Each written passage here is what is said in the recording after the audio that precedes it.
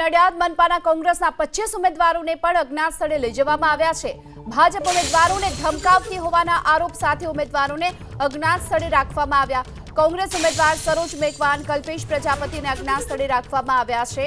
તો કોંગ્રેસ પાર્ટીએ કુલ 52 બેઠકોમાંથી 50 બેઠકો પર પોતાના ઉમેદવારો ઊભા રાખ્યા છે અને કુલ 25 જેટલા જે ઉમેદવારો છે તેને અજ્ઞાત સ્થળે લઈ જવામાં આવ્યા છે। સરોજબેન મેકવાન, કલ્પેશભાઈ પ્રજાપતિ, અસ્મિતાબેન પ્રજાપતિ, છાયાબેન પ્રજાપતિ, દીપક વાઘેલા, રમેશભાઈ બકવાણા સહિતના જે 25 જેટલા ઉમેદવારો છે તેમને હાલ અજ્ઞાત સ્થળે લઈ જવામાં આવ્યા છે, જેમાં રમેશભાઈ મકવાણા, રોબિન્સ મેકવાન, મનુભાઈ લોહાણા, ઉર્મિલાબેન મેઘા, કુસુમબેન મંગનાની અને જિગ્નીશાબેન કહાર કે જેમને અજ્ઞાત સ્થળે લઈ જવાયા છે। વધુ વિગતો મેળવીએ સંવાદદાતા જલ્પેશ આપણી સાથે જોડાયા છે। જલ્પેશ, આ 25 ઉમેદવારોને ક્યાં લઈ જવામાં આવ્યા છે અને શું કારણ? ચોક્કસથી હવે ચૂંટણી જે છે ચૂંટણી જંગ બરોબર જામ્યો છે અને હાઈ વોલ્ટેજ ડ્રામા હવે શરૂ થયા છે।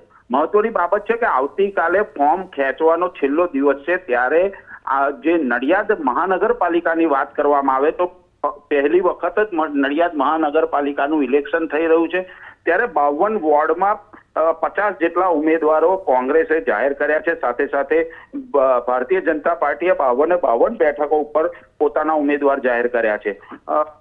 જે કોંગ્રેસ પાર્ટી છે તેનો સીધો જ આક્ષેપ છે કે ભારતીય જનતા પાર્ટી દ્વારા આ ઉભા કરેલા જે ઉમેદવારો છે તેમને સામ દામ દંડ ભેદની નીતિથી ફોર્મ પરત ખેંચાવવા માટે બળજબરીપૂર્વક તેમને દબાણ કરવામાં આવે છે। સાથે જ જે કોંગ્રેસ પક્ષ છે તે કોંગ્રેસ પક્ષ દ્વારા આ તમામ જે ઉમેદવારો આશરે 25 જેટલા ઉમેદવારો જેમને દબાણ કરવામાં આવે છે તે 25 જેટલા ઉમેદવારોને અત્યારે અંડરગ્રાઉન્ડ કરવામાં આવ્યા છે। મહત્વની બાબત છે કે મીડિયાને પણ નથી ખબર કે આ ઉમેદવારોને ક્યાં આગળ મૂકવામાં આવ્યા છે। ખાસ કરીને આવતીકાલે જે રીતના સમય છે ફોર્મ પાછું ખેંચવાનું, તે સમય વીતી ગયા બાદ જ આ જે ઉમેદવારો છે તેમને માર્કેટમાં લાવવામાં આવશે ને સાથે સાથે તેમની પાસે પ્રચાર પણ કરાવવામાં આવશે। જી આભાર આપનો આ માહિતી માટે।